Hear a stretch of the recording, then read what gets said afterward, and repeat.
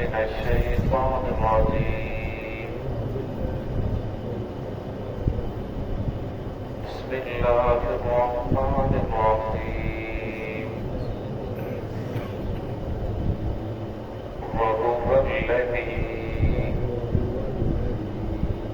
يتوفاكم بالليل ويعلم ما جرحتم بالنهار ثم يبعثكم فيه ليقضى أجل مسمى ثم إليه مرجعكم ثم ينبئكم بما كنتم تعملون. وهو القاهر فوق عباده ويرسل عليكم حفظا حتى إذا جاء أحدكم الموت توفته رسلنا وهم لا يفرطون. بسم الله الرحمن الرحيم. وهو الذي يتوفاكم بالليل ويعلم ما جرحتم بالنهار ثم يبعثكم فيه ليقضى أجل مسمى ثم إليه مرجعكم ثم ينبئكم بما كنتم تعملون. وهو القاهر فوق عباده ويرسل عليكم حفظا حتى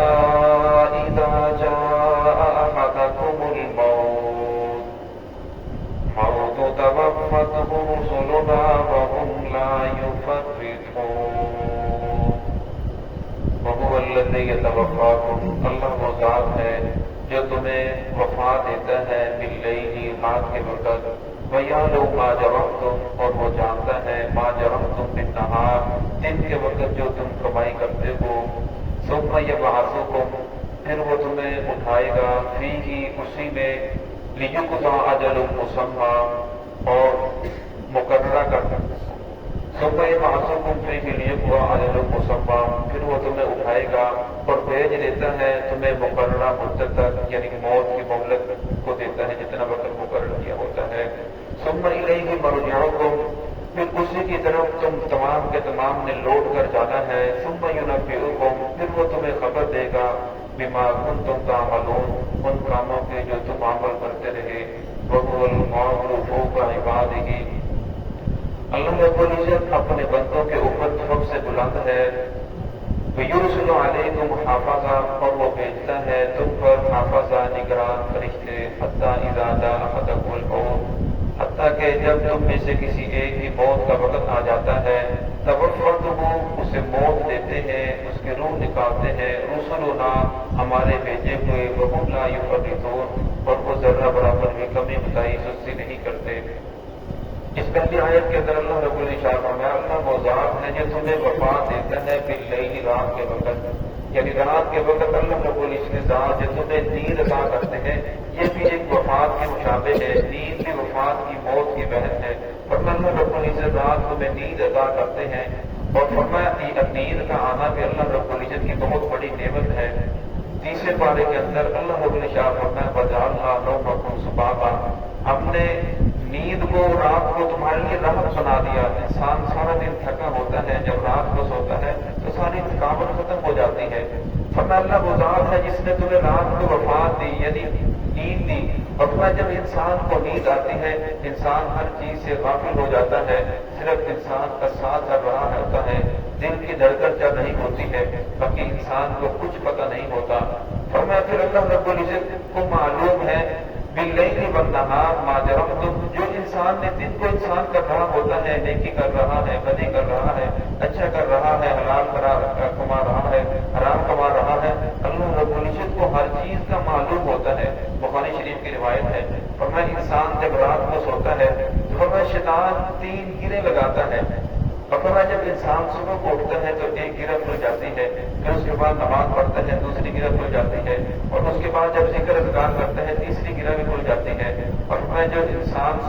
صبح اٹھتا ہے اس کا نفس طیب النفس یعنی خوش وقت نفس ہوتا ہے، اور فرمایا جو انسان صبح کے وقت نہیں اٹھتا فرمایا پھر شیطان جو ہوتا ہے اس کے کان کے اندر پیشاب کر کے چلا جاتا ہے، فرمایا پھر اس کا سارا دن نفس جو ہوتا ہے وہ جو رہتا ہے اس انسان کو اپنے اوپر وہ بوجھ محسوس کرتا ہے، نفس کے اندر جو ہے شاش کو نہیں آتی، جو خوشی ہوتی ہے وہ انسان کو معلوم نہیں ہوتی، پھر انسان کا جو دن ہوتا ہے جس طرح گزرنا چاہیے ویسا نہیں گزرتا۔ تو یہاں فرمایا اللہ وہ ذات ہے جس نے تمہیں رات کے وقت نیند عطا کی، وفات عطا کی، وَيَعْلَمُ مَا جَرَحْتُم بِالنَّهَارِ، پھر دن کو اللہ رب العزت نے دوبارہ تمہیں اٹھایا، صبح کے وقت دوبارہ اٹھنے کی مہلت دی۔ کتنے لوگ ایسے ہیں جو رات کو سوتے ہیں صبح اٹھنے کا موقع نہیں ملتا، سوئے بھی رہ جاتے ہیں، صبح یہ بات کو اللہ رب نے پھر تمہیں اٹھایا، کیوں؟ لِيُقْضَىٰ أَجَلٌ مُّسَمًّى، تاکہ جو تمہارا وقت مقرر کر رکھا ہے، جتنی اللہ رب العزت نے دنیا کے اندر تمہیں رہنے کے لیے مہلت دی ہے وہ مہلت کو پورا کرے۔ اور میں انسان اللہ رب العزت کی نافرمانی کرتا ہے، حالانکہ انسان کمزور ہے، سوئے ہوئے کو کچھ پتہ نہیں، نہ آنکھیں دیکھ رہی ہیں، کچھ اس کو معلوم نہیں ہے، لیکن پھر بھی اللہ رب العزت کی نافرمانی کرتا ہے۔ اور میں اللہ رب العزت سب کچھ جاننے کے باوجود، ساری قدرتوں کے باوجود پھر بھی انسان کو مہلت دیتے ہیں کہ شاید میرا بندہ سدھر جائے، شاید میرا بندہ دوبارہ سیدھے راستے کو بڑھا جائے۔ تو میں صبح کے وقت مؤذن کہتا ہے الصلاۃ خیر من النوم، کہ نماز نیند سے بہتر ہے، اور میں ہونا تو یہ چاہیے اگر انسان رب کو رب سمجھتا ہے پھر انسان جو ہے اپنی نیند کو اللہ کے حکم کے اوپر قربان کر دے، لیکن فرمایا ہوتا یہ ہے کہ انسان اللہ رب العزت کے حکم کو اپنی نیند کے اوپر قربان کر دیتا ہے۔ محمد رسول اللہ صلی اللہ علیہ وسلم کی جو سوالائیں ہیں وہ غلط ہوتے ہیں، حی علی الصلاۃ، حی علی الفلاح، آؤ نماز کی طرف، آؤ کامیابی کی طرف، لیکن فرمایا وہ سب کچھ سننے کے باوجود پھر بھی سو جاتا ہے، پھر بھی نہیں آتا۔ تو فرمایا اللہ رب العزت اس کے باوجود پھر بھی انسان کو مہلت دیتے ہیں کہ دنیا کے اندر اس کا میں نے وقت مقرر کیا ہے وہ پورا کر لے، ثم الیہ مرجعکم، آخر اس نے لوٹ کر تو ہماری طرف ہی آنا ہے، ان تمام کے تمام نے میری طرف لوٹ کر آنا ہے، ثم ینبئکم، پھر میں انہیں خبر دوں گا بما کنتم تعملون، دنیا کے اندر جو عمل کرتے تھے فرمایا اس وقت میں انہیں بتاؤں گا تمہیں بھیجا کس مقصد کے لیے گیا تھا اور تم دنیا کے اندر کیا کرتے رہے۔ وَهُوَ الْقَاهِرُ فَوْقَ عِبَادِهِ، فرمایا اللہ رب العزت اپنے بندوں کے اوپر قاہر ہے، بلند ہے، وَيُرْسِلُ عَلَيْكُمْ حَافِظًا، اور وہ بھیجتے ہیں تم پر نگران، جس کی ایک تفسیر تو یہ ہے کہ نگران سے مراد حافظہ علیکم حافظین کے فرشتے ہیں۔ اللہ رب العزت نے انسان کے دائیں بائیں دو فرشتے مقرر کیے ہیں جو انسان کی نیکی لکھتے ہیں اور اسی طرح برائی کرتا ہے وہ بھی لکھتے ہیں۔ ما یلفظ من قول الا لدیہ رقیب عتید، فرمایا زبان سے وہ جو بھی جملہ نکالتا ہے فرمایا لکھنے والے فوراً لکھ لیتے ہیں، وہ اچھا جملہ نکالے یا برا جملہ نکالے، فرمایا کرامن کاتبین، وہ دائیں بائیں انسان کے ہر وقت موجود ہے، انسان جو بھی نیکی کرتا ہے۔ اب کندھے کے اوپر ہلکا سا معلوم بوجھ محسوس ہوتا ہے، کندھے کے اوپر اگر ہلکی سی کیڑی کر جائے تو وہ بھی محسوس ہوتی ہے، لیکن اللہ رب العزت نے 2 فرشتے مقرر کیے ہیں کہ صبح کی جب اذان جماعت کھڑی ہوتی ہے وہ فرشتے چلے جاتے ہیں، دوسرے دن والے فرشتے آ جاتے ہیں، پھر وہ 2 فرشتے جب عصر کی نماز کا وقت ہوتا ہے تو دن والے چلے جاتے ہیں، رات والے فرشتے آ جاتے ہیں۔ اس لیے ان 2 نمازوں کی بہت زیادہ اہمیت ہے، فجر کی نماز کی اور عصر کی نماز کی۔ اور میں جب لوگ فرشتے جاتے ہیں اللہ رب العزت جاننے کے باوجود پوچھتے ہیں ماں طرف جو تم میرے بندوں کو کس حالت کے اندر چھوڑ کر آئے، وہ فرماتے ہیں رب العالمین جب ہم گئے تھے اس وقت بھی نماز کے اندر مشغول تھے، جب آئے اس وقت بھی نماز کے اندر مشغول تھے، اس لیے اس 2 نمازوں کی بہت زیادہ اہمیت ہے۔ اور دوسری اس کی تفسیر یہ ہو حضرت عثمان بن عفان رضی اللہ عنہ کی حدیث ہے، فرمایا کہ 10 فرشتے دن کے وقت انسان کی حفاظت کرتے ہیں، انسان کے ساتھ ہوتے ہیں، اور 10 فرشتے رات کے وقت انسان کے ساتھ ہوتے ہیں، یعنی دن رات کے اندر ایک انسان اور ہر انسان ہر جن کے ساتھ 24 فرشتے ہوتے ہیں جو انسان کی حفاظت کرتے ہیں، کچھ انسان کے اعمال کو لکھتے ہیں۔ آج کون ہے جو ایک انسان اپنے ساتھ 24 گارڈ رکھے؟ اللہ رب العزت نے ہر انسان کے لیے 24 فرشتے مقرر کیے ہیں جو انسان کی حفاظت کرتے ہیں۔ تو فرمایا وَيُرْسِلُ عَلَيْكُمْ حَافِظًا، اللہ رب العزت بھیجتے ہیں تم پر نگران، حَتَّىٰ إِذَا جَاءَ أَحَدَكُمُ الْمَوْتُ، یہاں تک کہ جب تم میں سے کسی ایک کی موت کا وقت آ جاتا ہے توفته رسولنا، پھر ہمارے فرشتے اس کی روح کو قبض کر لیتے ہیں،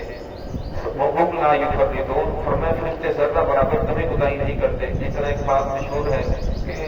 2 آدمیوں کا ایک ہی نام تھا، اسرائیل علیہ السلام جب روح قبض کرنے آئے تو کسی اور کو قبض کر کے لے گئے، حالانکہ ایسی بات نہیں ہے۔ فرمایا فرشتے کو معلوم ہے کس کی روح قبض کرنی ہے کس کی نہیں کرنی، اس سے غلطی زردہ نہیں ہوتی۔ اللہ رب العزت نے ایسا حافظہ دیا ہے جس کی روح قبض کرنے کے لیے اللہ رب العزت بھیجتے ہیں وہ اسی کی روح قبض کرتا ہے۔ اور اللہ رب العزت نے انسان کو مہلت دی ہے، دنیا کے اندر انسان کو ہمیشہ رہنے کے لیے نہیں بھیجا، بلکہ دنیا کے اندر اللہ رب العزت نے انسان کو تیاری کرنے کے لیے بھیجا ہے، امتحان کے لیے بھیجا ہے۔ اور میں سمجھدار انسان وہی ہے، پوچھا گیا یا رسول اللہ سمجھدار انسان کون ہے؟ اور میں سمجھدار انسان وہ ہے جو بننے کے بعد کے لیے تیاری کرتا ہے، کل کے لیے عمل کرتا ہے، آخرت میں یہ ذخیرہ جمع کر رہا ہے۔ دعا ہے کہ اللہ رب العزت ہم سب کو صراط مستقیم پہ